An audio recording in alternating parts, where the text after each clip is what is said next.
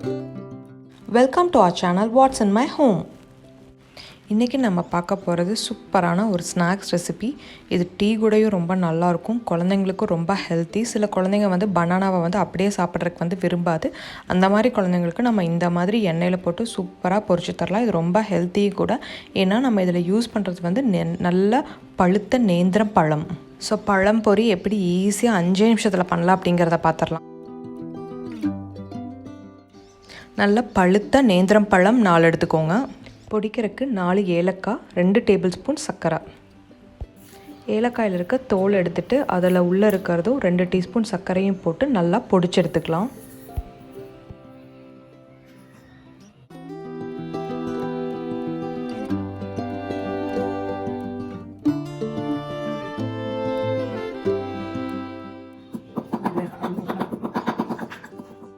இப்போ ஏலக்காயும் சர்க்கரையும் நல்லா பொடிச்செடுத்தாச்சு. இப்போ நம்ம மாவு ரெடி ஆக்கிக்கலாம்.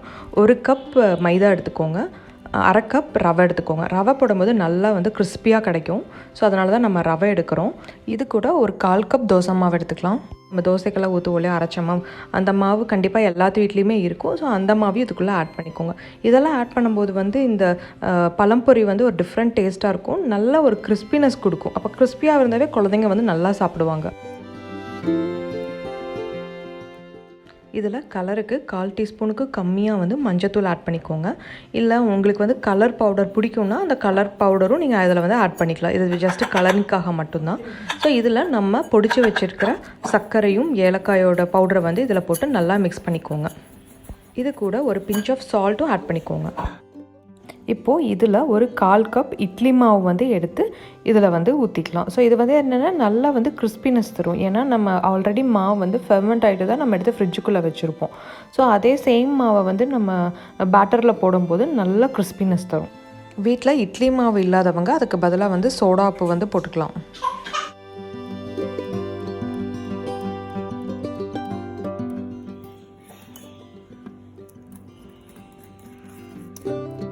இப்போ நம்ம கலக்கி வச்சுருக்கிற பேட்டர் வந்து ஒரு 2 நிமிஷம் வந்து செட் ஆகிட்டும். அதுக்குள்ளே வந்து நம்ம நேந்திரம் பழத்தை வந்து நல்லா நீட்டமாக கட் பண்ணி எடுத்து வச்சுக்கலாம். இங்கே நாங்கள் வந்து ஒவ்வொரு பழத்தையும் 3 வந்து கட் பண்ணியிருக்கோம். இப்படி 3 வந்து ஸ்லைஸ் பண்ணியிருக்கோம். ஸோ நீங்கள் வந்து எந்த மாதிரி சைஸ் வேணுமோ அதை மாதிரி நீங்கள் வந்து கட் பண்ணிக்கலாம். இப்போ நல்லா ஒரு தவா எடுத்துக்கோங்க. அதில் வந்து லைக் தேங்காய் எண்ணெயும் அந்த நார்மல் வெஜிடபிள் ஆயிலும் நாங்கள் மிக்ஸ் பண்ணி போடுறோம். ஏன்னா அந்த தேங்காய் எண்ணெய் வந்து ஒரு நல்ல ஃப்ளேவர் தரும். தேங்காய் எண்ணெயோட டேஸ்ட் பிடிக்காதவங்க வேறு எண்ணெய் ஊற்றிக்கும்.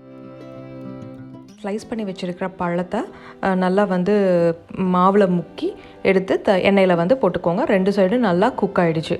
ஸோ அவ்வளோதான். இது வந்து நல்ல சூப்பர் டீ கூட வந்து இந்த ஸ்நாக் வந்து ரொம்ப நல்லாயிருக்கும். நீங்கள் கண்டிப்பாக வீட்டில் ட்ரை பண்ணி பார்த்துட்டு எங்களுக்கு சஜஷன் அண்ட் ஃபீட்பேக் வந்து சொல்லுங்கள். ஸோ இங்கே வந்து பார்த்தோம்னா நான் வந்து தேங்காய் எண்ணெய் எடுத்துருக்கோம் இல்லையா, அதனால் வந்து அதுலேருந்து நல்லா வந்து எப்பவுமே வந்து தேங்காய் எண்ணெய் ஊற்றும் போது நல்லா நுரை வந்து பொங்கி வரும். ஸோ இந்த வந்து நுரைய போக்குறதுக்கு ஒரு சின்ன டிப் என்னென்னா, எதர் ஒரு சின்ன கார்லிக்கோ இல்லைன்னா ஒரு சின்ன புளியோ வந்துட்டு இதில் போட்டுட்டு நம்ம எடுத்துட்டோன்னா இந்த நுரை வந்து கம்ப்ளீட்டாக வந்து அடங்கிடும்.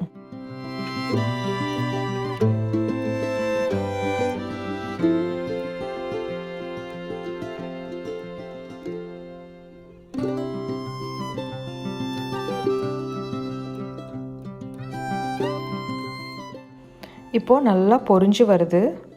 திருப்பி போட்டுக்கலாம்.